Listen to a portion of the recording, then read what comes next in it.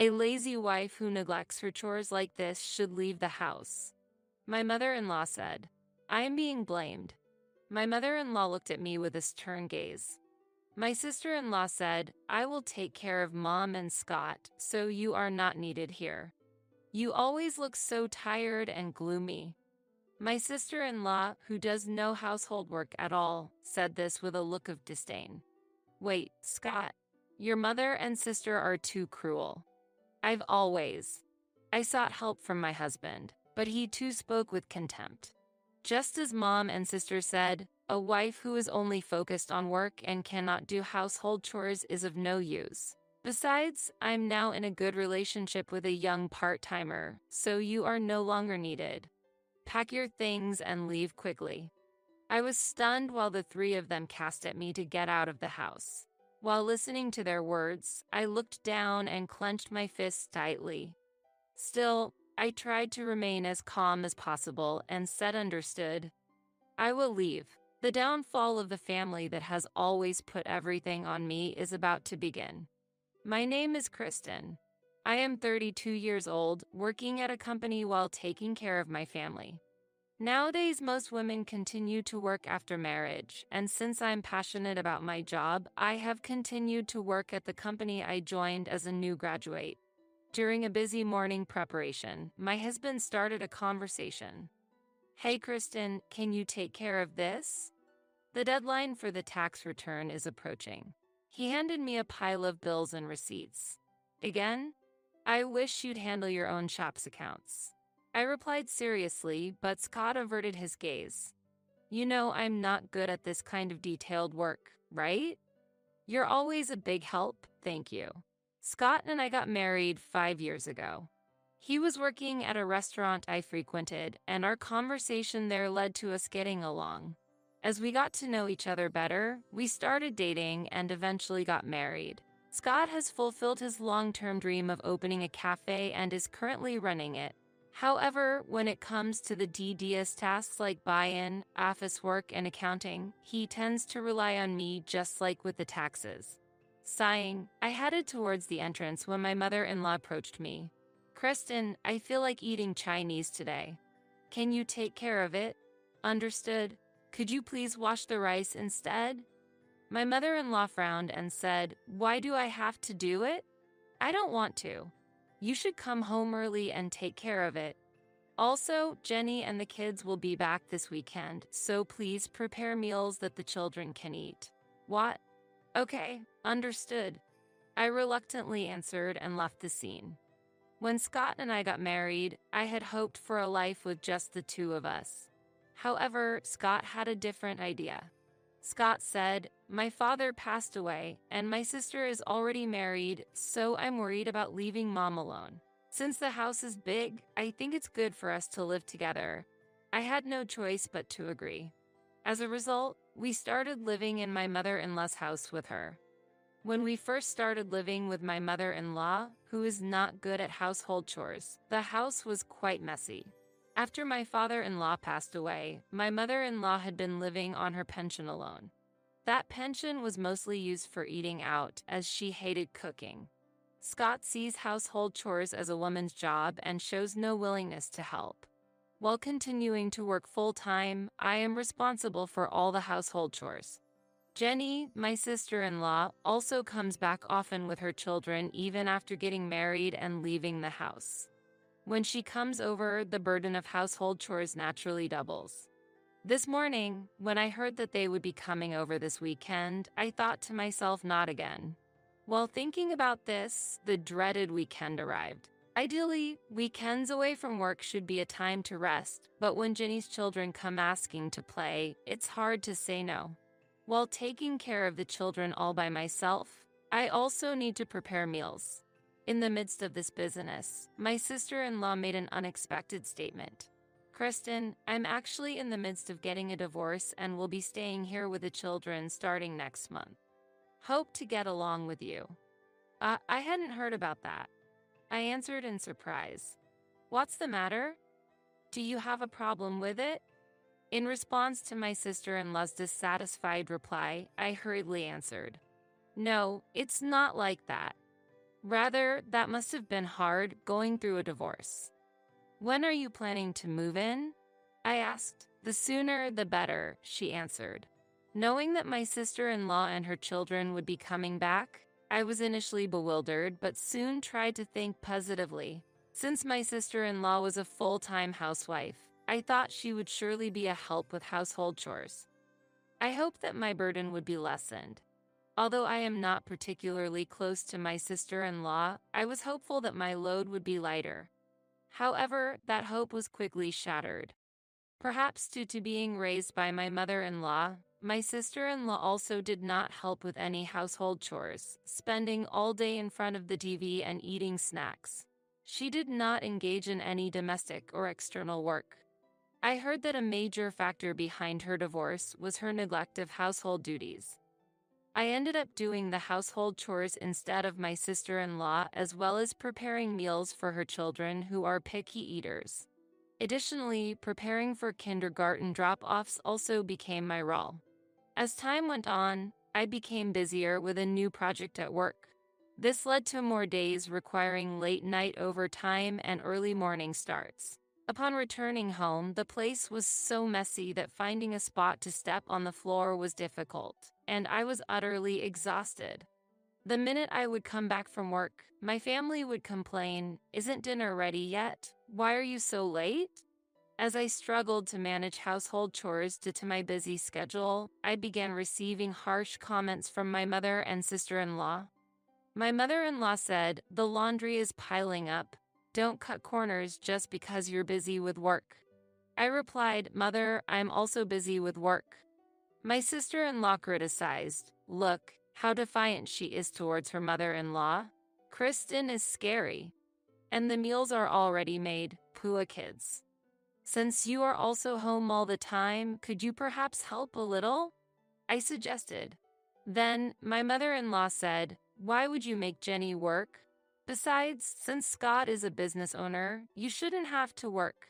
If you insist on working, you should at least manage household chores perfectly." I was speechless at her statement, but they looked at me as if it was obvious. That night, feeling at my limit, I talked to Scott. I said, "Even though I understand that work is busy, your mother and sister won't help at all. I'm at my limit." Scott retorted with a glare, "Are you trying to badmouth my mother and sister?" I replied, "It's not like that, but managing everything alone is impossible. I wish at least you would support me. I'm busy with the business. You might not understand since you're just an employee, but running a store is really hard. Don't make your work my burden." Still, as I was at a loss for words, Scott fell asleep then and there, leaving me to ponder alone again. However, shortly after, a good idea came to me. I quickly completed some online shopping, then took the rest of the day off. A few days later, various new household appliances were delivered to our home. I bought a drum washing machine, a cleaning robot, and kitchen appliances that cook automatically. Since there was no one to help with household chores, I wanted to reduce the burden as much as possible. Therefore, I decided to introduce the latest household appliances to make life more convenient. While the washing machine was being delivered, my mother-in-law and sister-in-law came over. "Did you buy a new washing machine without asking?" "The old one still works." My mother-in-law approached me with a look of dissatisfaction. "But this will make laundry much easier and faster," I replied cheerfully. However, my mother-in-law seemed unconvinced and continued, "What is this? A cleaning robot and kitchen appliances too? Kristen, come here." I was summoned to the living room where my mother-in-law and sister-in-law were sitting, and I was instructed to sit on the floor.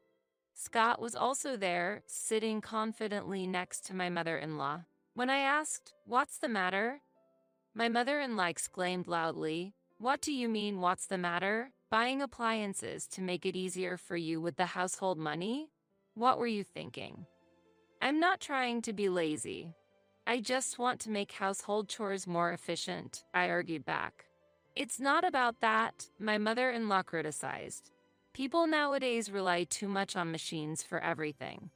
Then my sister-in-law joined in. Exactly, Kristen. The appliances are still good, and though Scott is a business owner, you're wasting too much money. While my sister-in-law glared at me, Scott also seemed to nod in agreement next to her.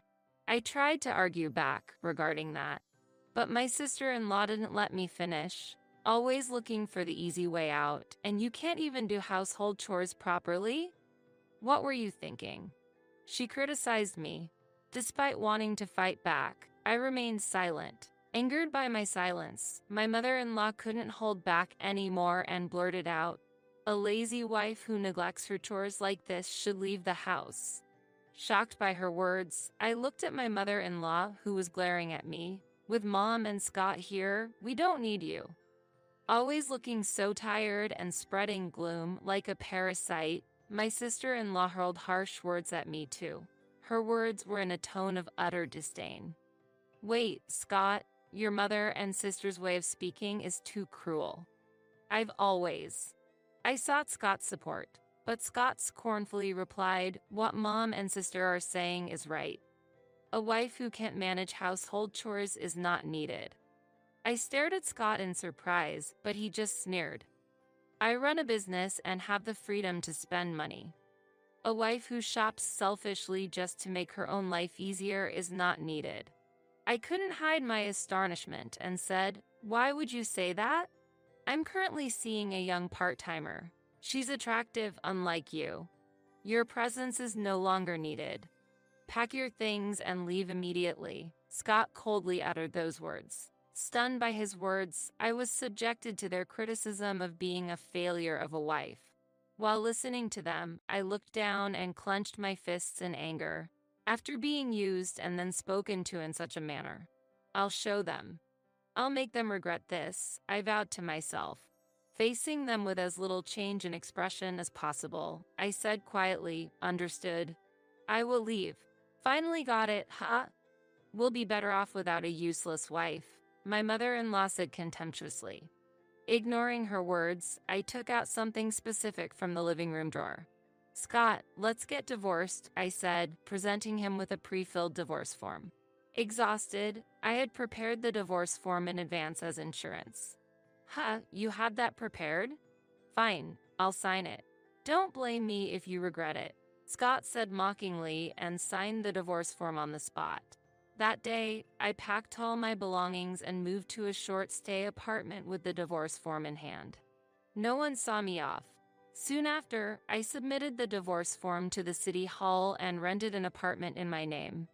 Almost simultaneously with the divorce being finalized, I accepted a promotion opportunity I had previously turned down due to household responsibilities, finally becoming a manager. Achieving career advancement that I had long given up on further fueled my passion for work.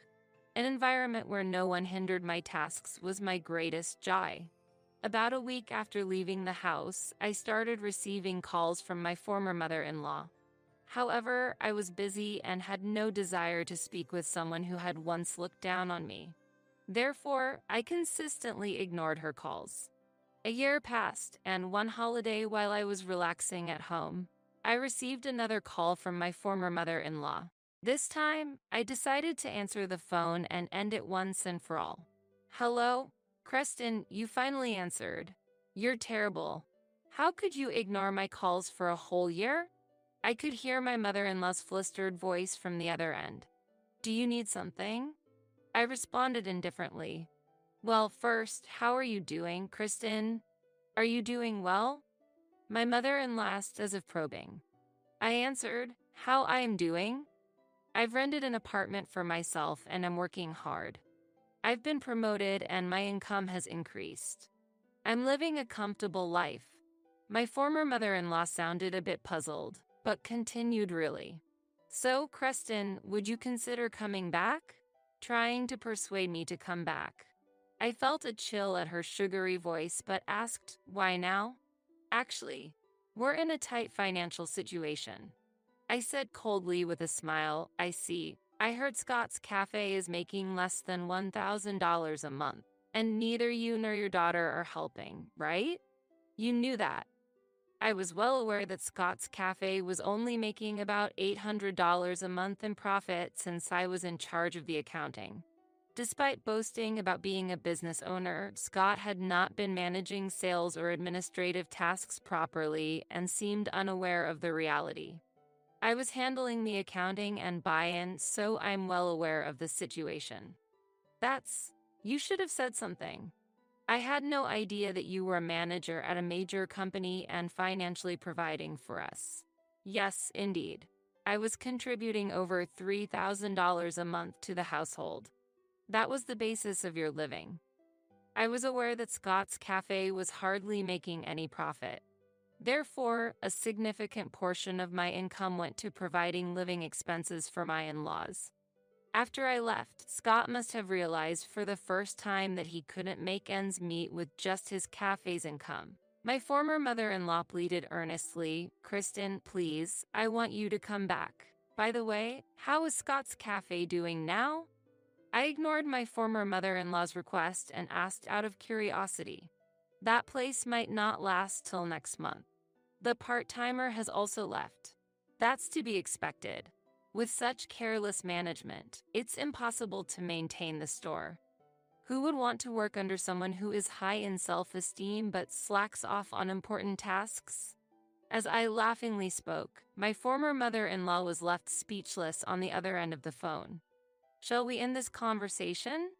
I'll be busy from here on out." In a panicked tone, my former mother-in-law said, "Wait. Since you left, the house has become a complete mess." "A mess? What do you mean?" I inquired. According to my former mother-in-law, the in-laws' house had become completely disorganized since there was no one to take care of the chores.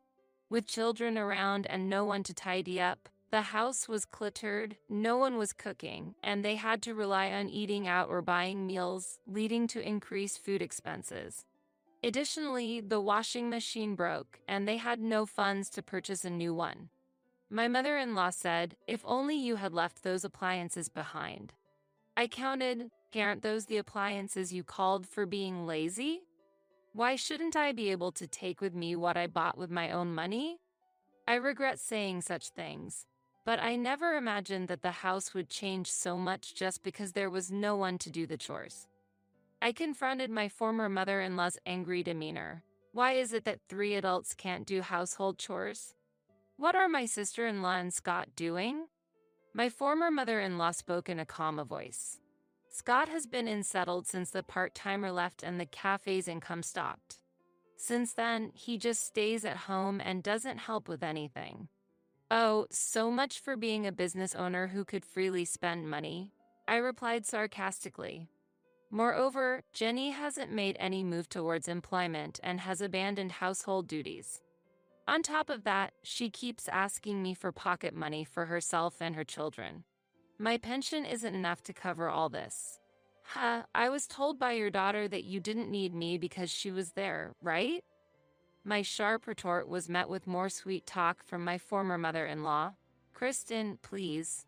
I can't make ends meet with just my pension. I have no intention of returning. Nevertheless, it seems like your children are quite the parasites, aren't they?" I said, leaving my former mother-in-law without a rebuttal. As I was about to hang up, she pleaded even more. "Kristen, we'll change our ways, so please come back and let's live happily like before." "What? How can one live happily with an unwanted wife?" I scoffed. After a moment of confusion, my former mother-in-law appealed further. "I admit our mistakes. We're family, so let's help each other out. Without help, we won't be able to pay the property tax and we'll have to sell the house. I have no obligation or affection to extend my help. Please sort it out yourselves." With that, the unwanted wife will take her leave.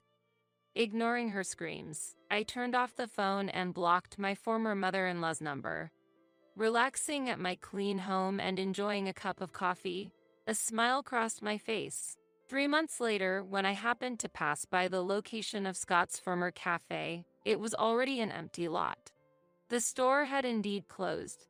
Furthermore, a sold sign was up at my former in-law's house. From a conversation with a neighbor I met by chance, I learned they had hurriedly sold the house and were now living a difficult life in a small apartment, causing trouble with daily arguments and unpleasant smells, and receiving numerous complaints from neighbors. It's so typical of them, not supporting themselves and their household through honest work and independence. I looked at my former in-laws' house with a detached gaze and left. Meanwhile, I continued to focus on my work. Recently, a sincere and earnest colleague asked me out, and we started dating with marriage in mind. Remarriage doesn't seem to be that far away. This time, I truly hope I'll find happiness. It's unthinkable for someone without an academic background like you to teach. It will negatively affect her academics, so stay away. Upon learning that I was supporting my niece academically, my sister-in-law directed her anger at me. Sophia, why are you interacting with someone like her? What will you do if you end up like her? My sister-in-law seemed to perceive my presence as something harmful. Her cold attitude drained my patience. Amy, think before you speak. Who do you think contributes to our comfortable life? Isn't it because Mary works hard at home? In response to my mother-in-law's gentle words, my sister-in-law became even more emotional. Why are you defending her? Isn't it her duty to handle household chores? She's not just doing housework. She works hard and contributes a lot to the household. You just gallivant around without contributing. If anything, you should be grateful to Mary. Do you really believe she's working earnestly? I can't imagine someone like her being entrusted with essential tasks.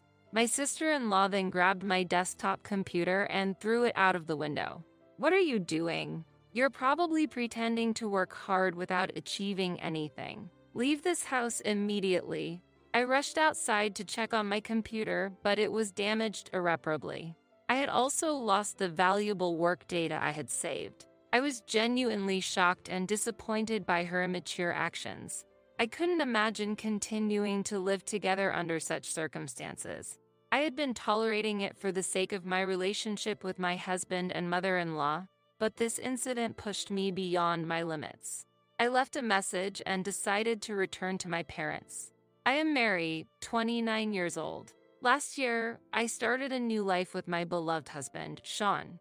Initially, we imagined living in a city apartment as we both worked nearby. However, Sean was always concerned about his mother's health. His mother often experienced knee pain due to her previous job, and walking even a short distance required frequent breaks. Knowing this, we suggested living together. Upon hearing our proposal, she brightened up and said, "Mary, you want to live with us?" I'm so happy. She's a genuinely kind-hearted person and warmly welcomed me.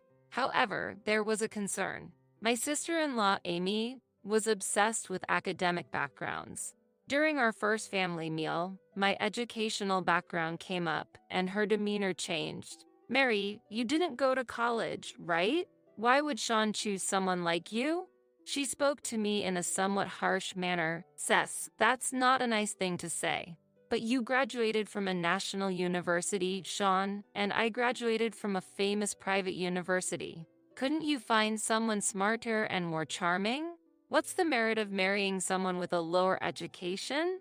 At her words, my mother-in-law reprimanded, "Amy, stop it." "Mary, I'm sorry for the rude things," she said. But I was already left speechless on the spot. My mother-in-law also looked down, biting her lip. I grew up with my hard-working mother after losing my father at a young age. Unable to afford college, I started working. In such circumstances, I was fortunate to be able to work at a tax accountant's office, and then another opportunity came my way. My boss said, "Why don't you try getting a certified public accountant qualification? Mary, I believe you can do it," giving me encouragement. With his support, I embarked on a new challenge, hoping to secure better job opportunities and income, and support my mother more. My husband understood this and conveyed my efforts to my sister-in-law. However, she remained cold. "If Mary becomes pregnant, I hope the child won't take after her and will be intelligent." Such words came out of her mouth. Those words struck me deeply and unexpectedly. I wondered if I felt this way just because I had only a high school diploma. Although I found it perplexing, I didn't want to escalate the situation, so I refrained from further discussion. After that, my sister-in-law would often mock me over trivial things. For example, when I was cooking, she'd say things like, "Mary, can't you do it a bit faster?" Or during casual conversations, she would comment, "I really had fun during my university days," in a way that seemed to mock me. What bothered me was that she would say similar things to her daughter, Sophia. She would repeatedly advise Sophia, "When you grow up, make sure to go to a good university." Sophia, being a kind-hearted child, seemed to always listen to her mother's words obediently. My sister-in-law had high expectations for Sophia and was now starting to prepare for her junior high school entrance exam. The school Sophia was aiming for was S Academy Junior High, where my sister-in-law taught part-time. Although she doesn't have a teaching license and isn't a regular teacher, she took this role because she wanted to avoid additional responsibilities and work. She would deliberately say to Sophia in front of me, "Let's work hard together for the future." It was so frustrating that I would bite my lip. But when I thought of my beloved husband and my kind mother-in-law, I didn't have the courage to confront my sister-in-law. I didn't want to drag them into any trouble. My sister-in-law and I only met a few times a year. I kept telling myself that if I just endured her behavior, everything would be okay. However, an unexpected development awaited us. One day, my sister-in-law suddenly came to our house, holding Sophia's hand. "Mom, I got divorced, so we'll be staying here for a while. Please take care of us," she said nonchalantly, sitting on the living room sofa as if it were her home. Both my mother-in-law and I were shocked by this sudden news. "What? Divorce? Why all of a sudden? What happened?" My mother-in-law's face was filled with surprise and concern. My sister-in-law responded with a sigh. "That man was so annoying till the end. He kept complaining about the smallest things and never listened to me. But to divorce just because of that?" Before my mother-in-law could continue, she stopped herself. "It's not just that," my sister-in-law replied with a bitter smile. "When I asked for alimony during the divorce, he only agreed to pay $600. After being together for so long, I was shocked by the amount. So I thought it would be better to come back home where I don't have to worry about living expenses. Plus, I wanted to spend more time with you, Mom." She showed a slight smile and held her mother's hand. "I can live peacefully in this house." She then laid back on the sofa, scrolling through her smartphone with unpacked bags and boxes scattered around the room. My mother-in-law and I were lost for words, watching this chaotic scene. A look of surprise and confusion was evident on my mother-in-law's face, and I shared those feelings as well. After a while, my sister-in-law handed me some of her clothes, asking, "Mary, can you wash these for me later?" I suggested that they should be sent to the dry cleaners, but she replied self-centeredly, "You could do that much for me, right?" From then on, not only did her requests increase, but her troublesome behavior also intensified. One day, I discovered an oil-based pen stain on the laundry, which was clearly her doing. Upon seeing me sigh at the stain, she remarked smugly, "Oh, did I make a little mistake?" Then she added, "People with low education can't even do housework properly, can they? I wonder if there's any value in living for someone as useless as you?" Her actions were causing my stress levels to peak. I reached my breaking point and finally decided to discuss it with my husband. "I work all day and still have to deal with housework when I get home. It's a real burden when she purposely makes things dirty. I understand. It's hard for me to see you going through this," my husband replied, listening to me quietly. He promised we'd find a solution together. That night, he confronted my sister-in-law about her behavior. My husband's warm words and actions always gave me a sense of security. However, from the next day, the harassment from my sister-in-law escalated even further. "You think Sean protects you, don't you? But to others, you just seem overly dependent. Relying only on a man doesn't make you strong." I don't have any intention of being dependent. Depending on someone, being protected by them. To others, you might seem like a coward. Can't you stand on your own? Holding back my emotions became harder with each of my sister-in-law's words. Despite facing many hardships in life and taking pride in overcoming them, I couldn't stand being hurt by her words. Seeing my distress, my husband seemed wary from the constant confrontations with his sister and began avoiding her. However, my sister-in-law's harassment didn't stop with me. It began affecting Sophia as well. She was keen on getting Sophia admitted to S Academy and was eager to send her to a tutoring school. Sophia, what's this test score? You can't get into S Academy with these grades. I'm sorry. If your grades don't improve, maybe you will need to hire a tutor. But remember, it's up to how hard you work. Sophia, looking like she was on the verge of tears, nodded. She had already been going to a cram school every day after school. Getting a private tutor would make her lose any free time she had left. Feeling sorry for Sophia, I offered, "Do you want to study with me? I can help you with some things." "Really? Of course, I'm here for you." From then on, we started studying together, careful not to get noticed by my sister-in-law.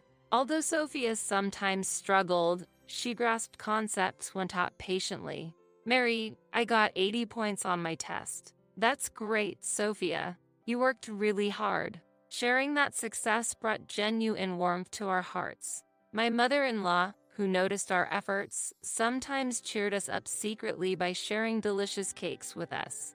The time spent with her and Sophia became my healing moments. However, this peaceful time was short-lived. One day, while studying with Sophia, my sister-in-law unexpectedly returned home. Seeing us, she shouted, "What are you doing?" "We are just studying." "You, with no formal education, are teaching her? I can't believe it. You might make her grades drop. Stay away." Furthermore, my sister-in-law slapped Sophia on the shoulder and yelled at her. "Why are you spending time with her? Do you want to end up like her?" The way she spoke about me as if I was contagious made my anger boil over.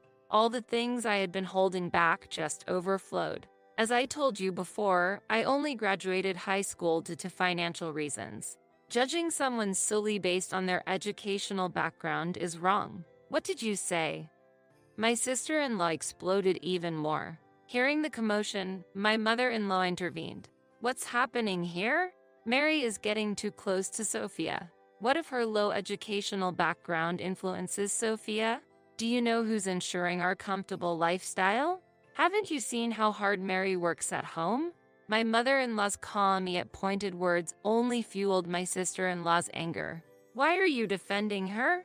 Anybody can do household chores. It's not just chores. She's working hard, contributing to our household. All you do is go out and play, indifferent to what's happening at home. You should be more grateful. Are you saying she has a proper job?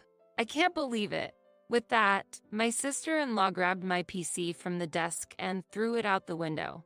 "Why would you do that?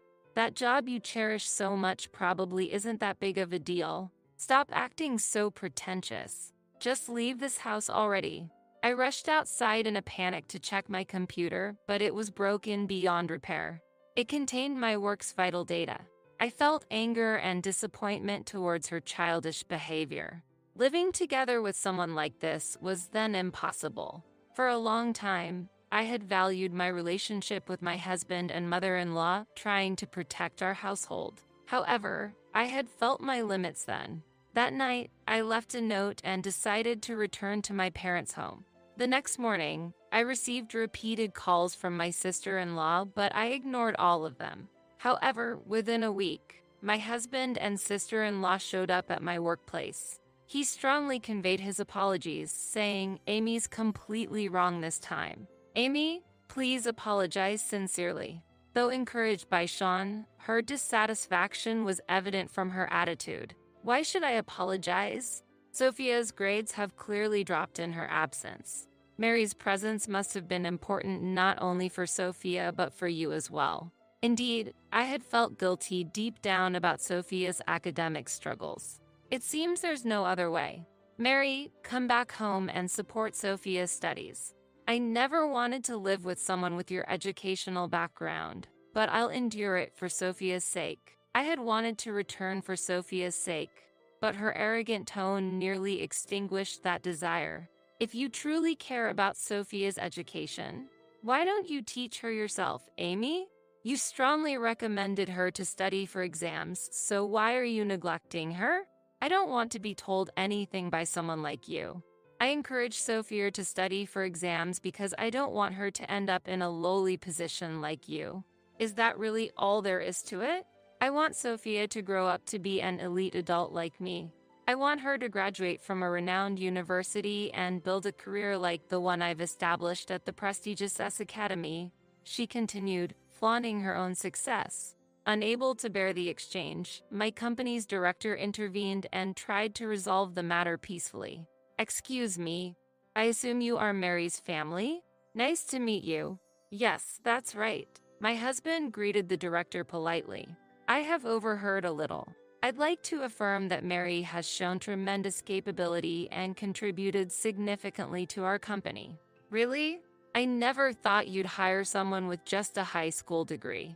Education doesn't solely define a person's abilities. Even compared to university graduates, Mary has been producing equal if not better results. My director's words left my sister-in-law with a surprised expression. Do you truly believe that?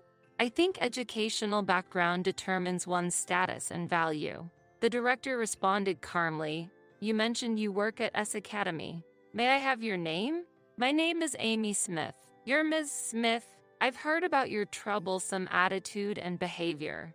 Are you implying Mary has been speaking ill of me? No, I haven't heard about you from Mary, but I have heard about you from the principal and other staff at S Academy.